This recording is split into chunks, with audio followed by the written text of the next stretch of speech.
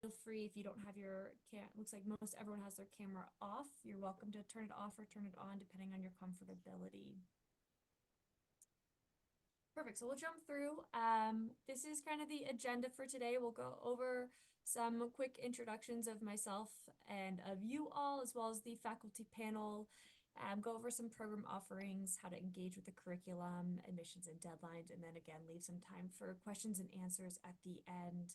I do have the chat pulled up, so as we are going through this information, if anything pops up, if you have questions that are coming to the top of your brain, feel free to unmute yourself, interrupt us, put it in the chat. We'll go ahead and get those questions answered. I definitely forget my questions if I don't ask it immediately. So definitely don't hesitate to do the same as we go through.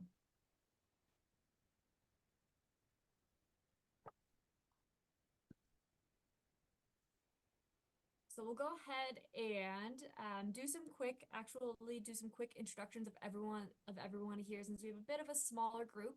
Looking to keep it about a minute, but tell us, where you're calling in from, what you currently do, and maybe what your favorite activity in the outdoor is. So I'll go ahead and just call off people as I see them on my screen to make things a little bit easier. But we'll go ahead and start with Elisa S. If you wouldn't mind unmuting, just give us a brief intro to yourself.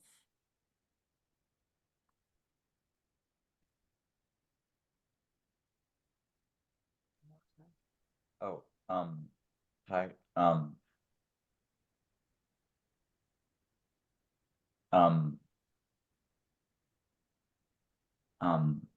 my name's Abe. I'm using my mom's computer.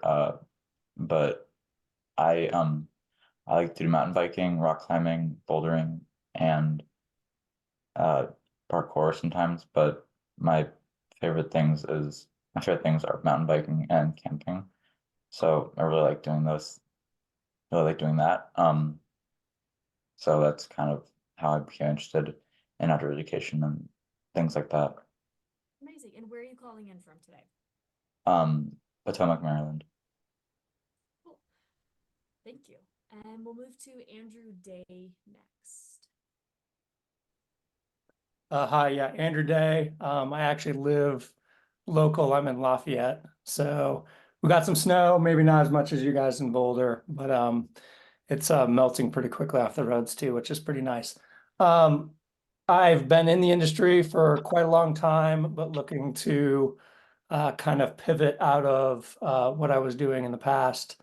And kind of looking towards other things like public lands policy, maybe some sustainability stuff like that. So I'm actually already enrolled in one of the classes, but I didn't sit in on one of these open houses before I enrolled in that class. So I thought I'd sit in today. Thanks for joining us. And we will jump to Audrey. Hello, I'm Audrey. I'm in Austin, Texas, and I'm a landscape architect, work mostly on commercial projects and then also some parks work. Just interested mostly in how to make the outdoors more accessible and inclusive, which I saw as one of the programs. And my favorite thing to do outside, I've been really into paddleboarding recently, so I've been enjoying that. There's some beautiful places to do that there too. Amazing. Beth, we'll go ahead and move to you next.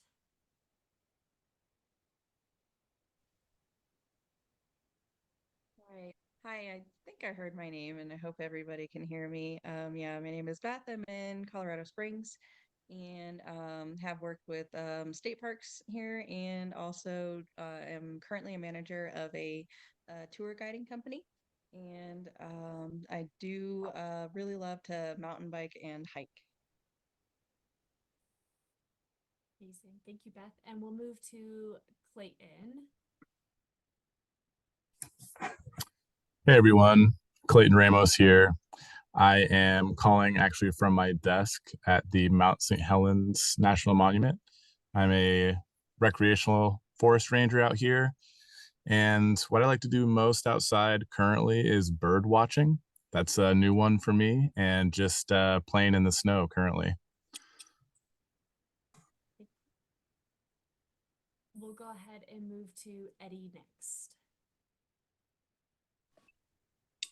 Hi, everyone. My name's Eddie. I am here in Boulder. I'm about maybe a mile or so from campus, so really close by.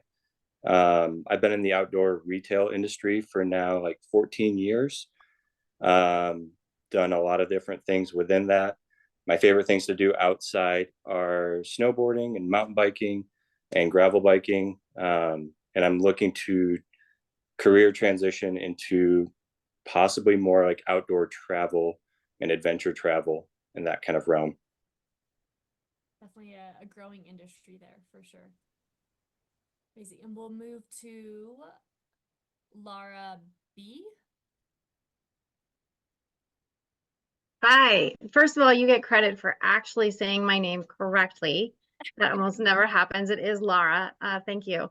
I live in the great state of Ohio, where outdoors takes a different little bit of a look. I don't have grandiose mountains or anything like that here at my doorstep, but my favorite outdoor activities are hiking, camping, and kayaking. And I kind of try to travel around where I can a couple of hours to get to some more exciting, adventurous areas. And I'm kind of just looking to do a career swap. I work in the education industry and I work at REI as a side job for fun. So I'm kind of looking for something that can push me a little bit further outside of education into something I really actually have a passion for.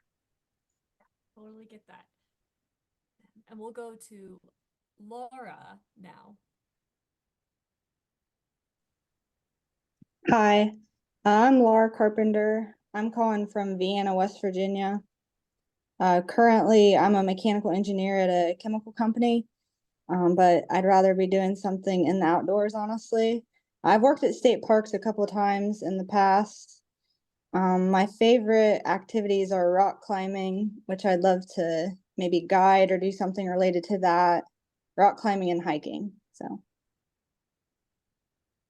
And we'll go ahead and go to Milton.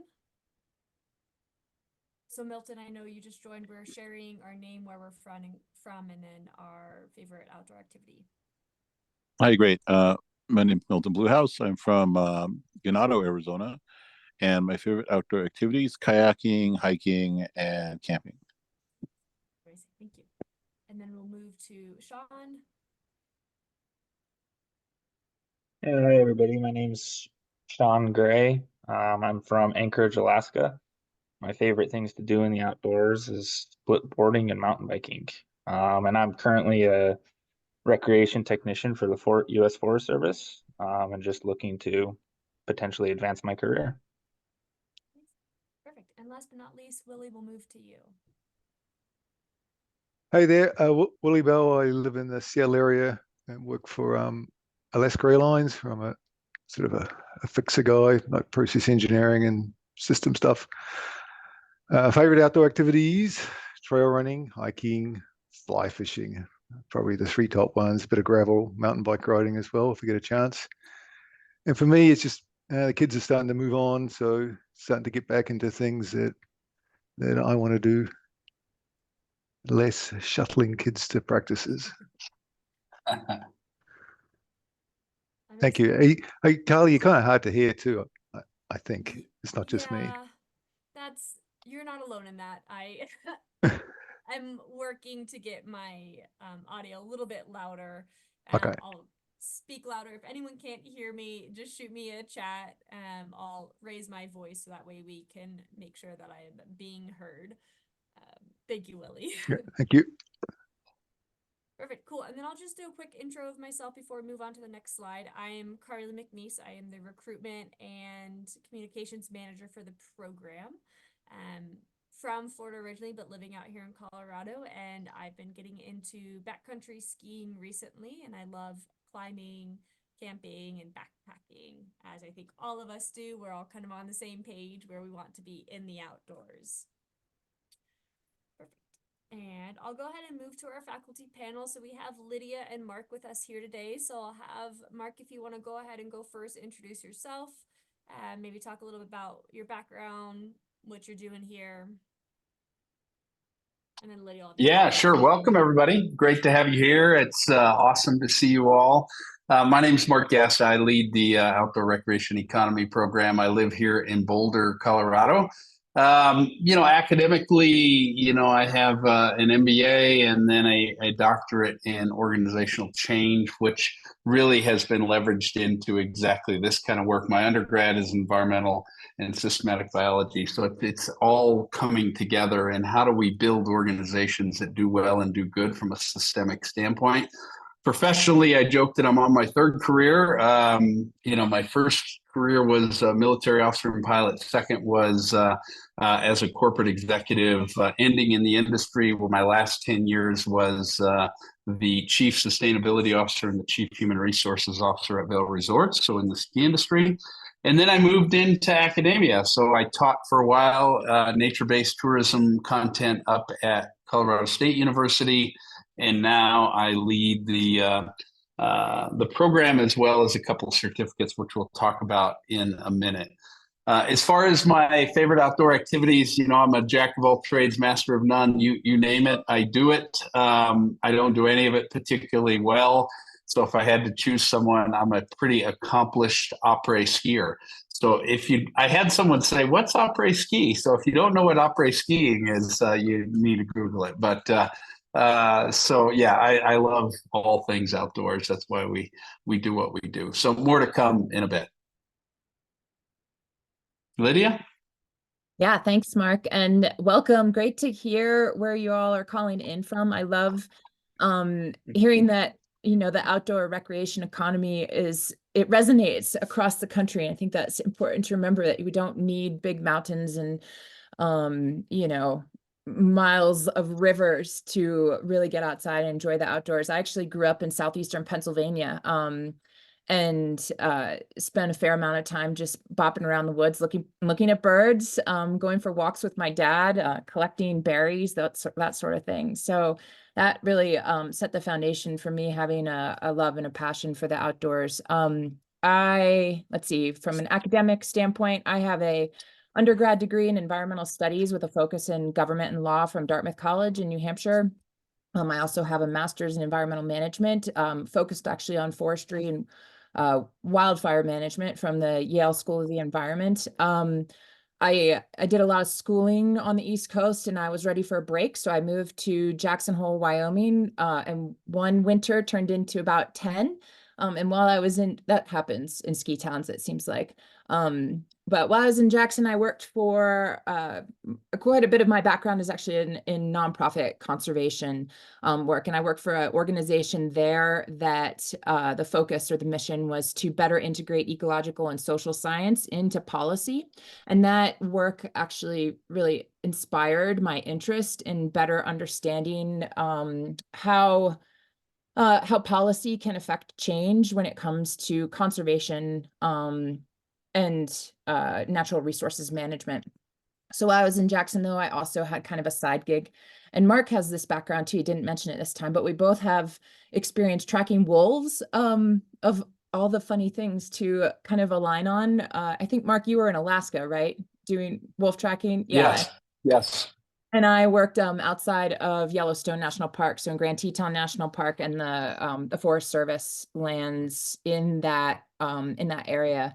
And while I was working it was for the U.S. Fish and Wildlife Service on the Wyoming Wolf Recovery Project, I got really interested in kind of the conflicts over wolf policy and management, and ended up doing a PhD at CU Boulder in environmental policy, looking at the social and political aspects of wolf recovery in Wyoming. So the wildlife kind of conservation and policy background is my jam, but I also, after finishing my PhD, work for the Masters of the Environment Professional Program, which is the in-person program at CU Boulder that ORE is affiliated with.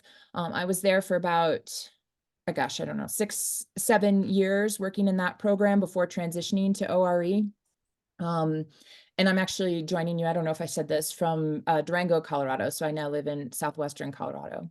Let's see, my favorite outdoor activities. I actually am also the director of the Durango Nordic Ski Club. So I do a ton of cross-country skiing, downhill skiing, things sliding around on snow. I love that. And then all the biking things, as well as one of my more recent passions is building fairy houses out of natural things with my 6-year-old in our backyard. So.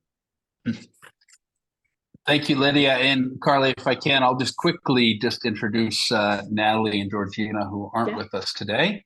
And I'll just say in general that, this is not a traditional academic program. It's a program that's based on applied concepts and practitioner-based program. And so all of us, as you can hear, we're practitioners, right? We're engaged in the industry. So we have CEOs that are currently in the industry teaching in this program, but you're going to find that thread throughout. The faces that you see on the screen here are the certificate leads, and the other two that aren't with us today, Natalie Uwe. Natalie Uwe has spent her career in academia, but in a very applied way. Natalie has a doctorate out of Australia as it relates to economic development in the industry and business. And her focus is really about sustainable tourism and recreation. She works really hard with the industry and communities to prepare the next generation of leaders to contribute to an innovative, resilient, and just tourism outdoor recreation economy. So bottom line is, how do we do well and do good, right? How do we leverage outdoor recreation, not only as an economic driver, but also do it in a way in which we protect and preserve the things we love, the outdoors and communities and cultures. And then you also see Georgina Miranda there. Georgina is one of those examples of another person out in the industry who's also teaching in our program and leading this certificate. She's the CEO of She Ventures, which is a social enterprise unleashing the untapped power of women around the world. And she's got a really unique background in the industry, both from a professional standpoint and I'll call it recreational, but it goes a little beyond recreational. She's one of less than 20 women in the world to complete the Explorers Grand Slam. She's got 2 more events to go, where she scales the highest peaks on each continent and skis the last degree of the North and South Pole. So she's got a couple more to go, but she's been to the top of Everest and several other major peaks. She's on the board of 1% for the Planet, and she leads our inclusivity certificate. So that's just a broad understanding of who we are. And as I said, many of our other professors are all folks that are actively engaged in the industry as we speak and also teaching in this program. I'll give it back to you, Carly. Perfect. Thanks, Mark. And I went ahead and switched headphones, so hopefully we can hear me a little bit better as we kind of go through. But thank you so much, both of you, for introducing yourselves, and also Mark for introducing Natalie and Georgina. If anyone is interested in seeing the rest of our faculty, you're welcome to go onto our page, go to the People's tab. We have short bios for all of our faculty in the program. And I know it's a really great way to kind of get a good feel of our faculty and of our program, of what our faculty are involved in. So moving on from faculty, I want to talk a little bit about our ORE students themselves. I think it's really important to note that we have students in this program who are in their early career. They might be pivoting, they might be advancing. And I think, when you all were introducing yourselves earlier, I think we really saw that, where we had some people who just wanted to break into the industry and those who are already in the industry, and kind of that in between as well. We have students age 22 to 72, students on their first career, those who are on their second or third career, those who are just taking classes for fun. We have military and veterans. We have students who have families, who are single. We have full-time students. We have part-time students. So we really have the whole gambit. But I think what brings us all together is that we all want to make a sustainable change in the outdoor industry. We want to make it more inclusive, make it more accessible, create this sense of belonging. What does sustainable recreation look like? How can we make sure that we're not only respecting the environment, but also respecting, our place in the environment? So really doing that meaningful, impactful leadership positions that really truly shape that positive trajectory and future of the outdoor industry. We're all here because we love the outdoors, and just trying to find our own way in it. So there are some brief examples of careers. Obviously, that's non-exhaustive. The outdoor industry is so big that you can really kind of just take it in the direction that speaks to you. It doesn't limit you to any specific thing. Perfect. So we'll go ahead and kind of go over the curriculum next. Again, there is a lot of information in these next few slides, so please feel free to write any questions in that chat or unmute yourself and ask a question if anything does come up. But there are 3 different options for engaging with our program. You can take individual courses, graduate certificates, or get your master's degree. We'll kind of jump into each of those in a little bit more detail in future slides, but just as a broad overall, that's what you can expect. All of our classes are fully online. You don't have to be on campus. We would love to see you on campus, but you definitely don't have to be on campus to engage with us. And it's truly grounded in flexibility. So that kind of goes back to the different ways of engaging with us. There's so many different ways to kind of personalize this degree to meet your needs and meet you where you're at.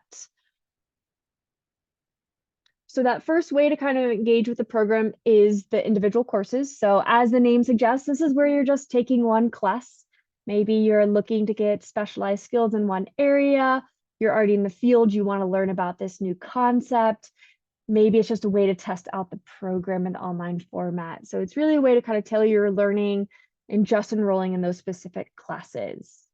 Something to note is that these courses can then be applied to certificates or a master's degree later on. So if you decide to just take 1 or 2 classes, you're not losing any credits, you're not losing any courses, you'll still be able to apply those. They're not wasted classes. The next way to engage is through graduate certificates. And so like Mark and Lydia said, they each have their own certificate. We are, and they're listed here. So we have the intro certificate, public lands and natural resources, which is Lydia, building resilient communities through outdoor recreation, which is Natalie, leading a sustainable business in the ORE, which is Mark, and then inclusivity and belonging in the outdoor, which is Georgina. So these are 10 credit graduate certificates. At the end, when you complete all the classes in that certificate, you do come away with an actual graduate certificate that you can, if you want to, you can hang up. So it is accredited certificate. Within each certificate, they are 10 credits, so 5 classes total. So breaking that down a little bit more, you'll have 4 asynchronous subject courses. Those will include a deep dive onto various content underneath that certificate structure. And this could include guest speakers from the outdoor industry. You'll have faculty lectures. You'll have opportunity to engage with your faculty, with your classmates, with peers. This might include podcasts, TED Talks, readings, everything like that. So really just kind of gaining that mastery of a couple different subjects within that certificate. You'll also have a 5th and final synchronous project course. So this one will be still fully online. You will have a class time associated with it, but this is similar to a capstone or a thesis where you're going to be working with a classmate to put together a project. So it's kind of that culmination of those 4 subject courses into one. So you really get to put what you've learned into practice. So you'll actually be completing real world projects and solving problems in the outdoor industry in this last and final course. Something to note is that certificates do have to be completed within 2 years of start date, but that is typically more than enough time for all of our students to complete it. I'm going to stop here and pause just about 10 seconds. Any questions, anything that's kind of confusing at this moment?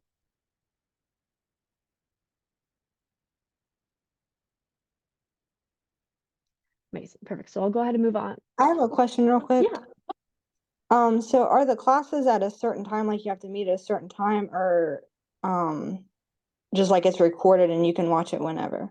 Yeah, great question. So the asynchronous courses, those 4 subject courses, are going to be on your own time. You'll have assignments due every week to help keep you on track, but you're able to engage with that content whenever you have the time.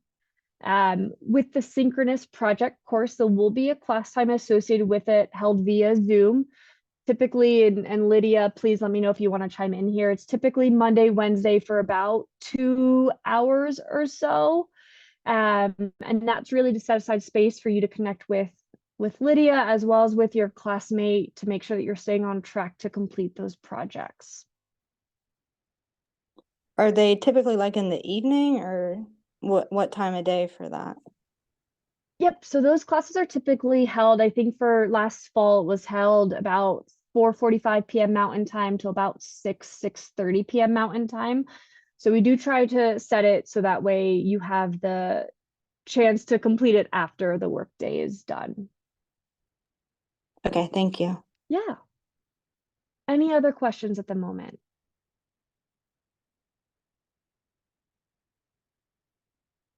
Perfect. I'll go ahead and move on. The next and final way to engage with the program is going to be through your master's degree. So the master's degree, as master's degrees typically are, is going to be 30 credits, and it's going to be composed of 3 certificates. So remember, each certificate 10 credits, multiply that by 3, you're going to get to your 30 credit hours for that master's degree. You do need the Intro to the Outdoor Recreation Economy certificate. That is your base certificate, but then you get to choose 2 more certificates of your choice to kind of round out and personalize that degree. We really encourage students to take this intro certificate because we want to make sure that you have a mastery or a basic understanding of all the different concepts and the different subjects that we talk about in our program. So even though you might not choose to do the Leading a Sustainable Business certificate, you at least have a really good knowledge of what's kind of encompassed under that, so you can speak to it in jobs if needed. This certificate can be, or this master's degree can be completed in as quickly as 2 years. You could even do it in 3 semesters if you're really looking to get it done. Or it can be spaced out over 4 years. So you have a little bit longer to complete this master's degree than you do the certificates. To kind of put both certificates and master's degrees into kind of a visual of how it would work, each class is 2 credits and lasts 7 weeks. So a little bit of a change from that traditional master's or undergraduate with you have, 16-week classes, 3 credits each, a little bit of a shift. So they're similar to the quarter system. So a typical schedule, and you could start summer, fall, or spring. I'm using fall as an example just because that's our next major kind of incoming class coming up. So the typical schedule will be 1 class in the first half of fall, 1 in the second half of fall, 1 class in the first half of spring, 1 class second half of spring, and then that final course in the summer semester. So that is your 5 classes for each certificate, done in about 3 semesters. So looking at the completion timeline, certificate students normally complete their certificate in 3 semesters, and then graduate students typically finish within about 3 years. That equates out to, again, 1 certificate every year. Like I said, certificates, you're minimally going to be completing in 3 semesters. Graduate students, again, that 2 to 4 years, but on average about 3 years is what our grad students take. I'm going to stop here and leave space for questions as well. Yeah, I have a real quick question, maybe a 2-part question. Yeah. First, are the synchronous courses only held in the summer? Yeah, so we offer synchronous courses in the summer and the fall semesters. Okay. And then I've noticed, since I'm already enrolled in 1 course, that a lot of the courses aren't, not every course is offered every half semester. Are they an average? Are they offered a couple times a year, 3 times a year? Is there what? Yeah, great question. We aim to offer every single course at least once a year. As the program continues growing, as we continue seeing, you know, a need and a want for more classes, we'll go ahead and start to increase those offerings. But minimally right now, we are offering each course once a year. Okay, thank you. Yeah.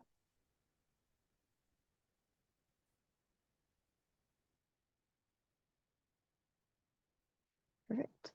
So I'll go ahead and move on to the next kind of slide. These are some quick nuances. I think it's really important, and these are some of the questions that we've really gotten. So I want to touch base on these again, open up the floor. But just so you all know, this program is really scalable. So like I mentioned earlier, classes taken, individual courses or classes taken as a certificate student will count towards your master's degree and vice versa. If you start as a graduate student and you decide, hey, I've gotten my dream job, I've completed one graduate certificate, that's amazing. We can award you that graduate certificate. That's totally fine. So it's really nice where it's designed to, again, meet you where you're at. We want to make sure that you're succeeding and you're in the industry where you want to be. And we're happy to engage with you to whatever degree you would like. Something else to note is that only graduate students are eligible for financial aid. So anything through FAFSA or federal aid or official scholarships through CU. Even some private scholarships, there's a little bit more of a gray area. It'll depend on what the requirements are for those specific private scholarships. But for the most part, generally only our graduate students are eligible for financial aid. That being said, all levels of engagement are eligible for any sort of tuition reimbursement. That could be military, Teach for America, AmeriCorps. A lot of companies are now offering some sort of tuition remission or tuition reimbursement, and our program is qualified for those. It is eligible for that. Perfect. Again, I'll pause here just for any questions that anyone has.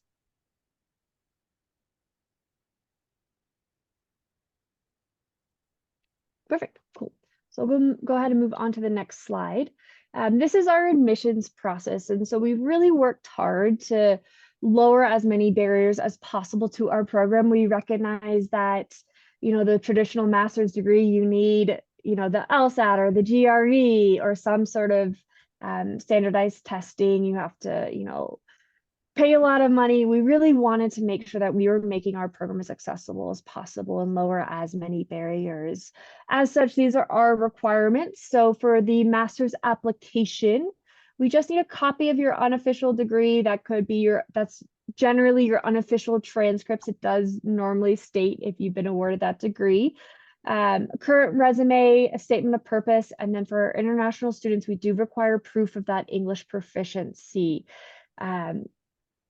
The hardest part for our students generally for this application is really just remembering your undergraduate password. I don't know how anyone else's undergraduate degree was. I've had to change my password multiple times. I don't know what it is, but that's generally the hardest part for this master's application. Kind of taking a step back, that graduate certificate, it is a separate application. And for that, we really just need a copy of your unofficial transcript showing that you have an undergraduate degree. So pretty minimal. Normally our students complete this application within a couple hours for the master's and within, you know, 15, 20 minutes for that certificate.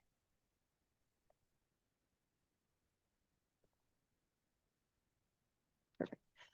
So kind of the last slide up here before we really open it up for Q&A is these upcoming application deadlines. So looking at summer and fall, as those are the next upcoming semesters, you're looking at April 15th if you're looking to start in a graduate program, or July 25th if you're looking to start for a fall start for a master's degree.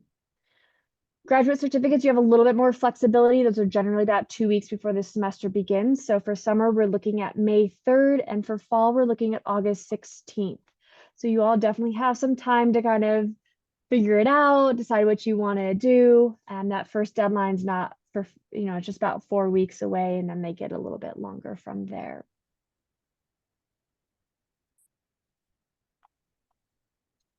Nice. Cool. So last slide, I definitely encourage you all to take a photo of this if you want my contact information. Happy to answer questions on a one-on-one basis. Send me an email at the oreinfo@colorado.edu. I am the one who monitors that, so I'm happy to entertain any questions there.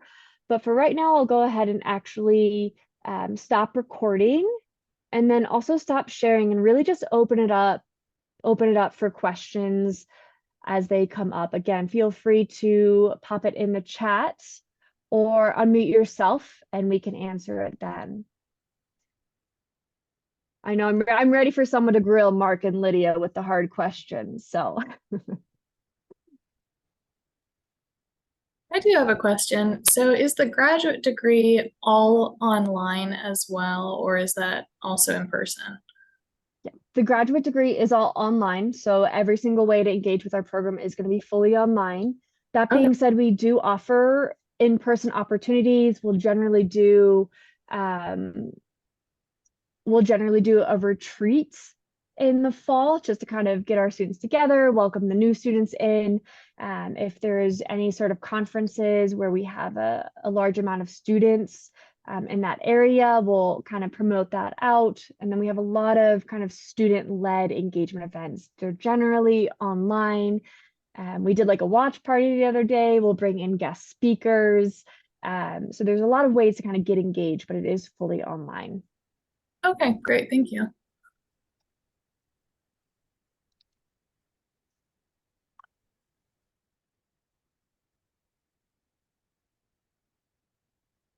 Just Thank adding you. to that a little bit, I would say it is what you want it to be. I mean, there are students who just we're trying to meet people where they're at. So there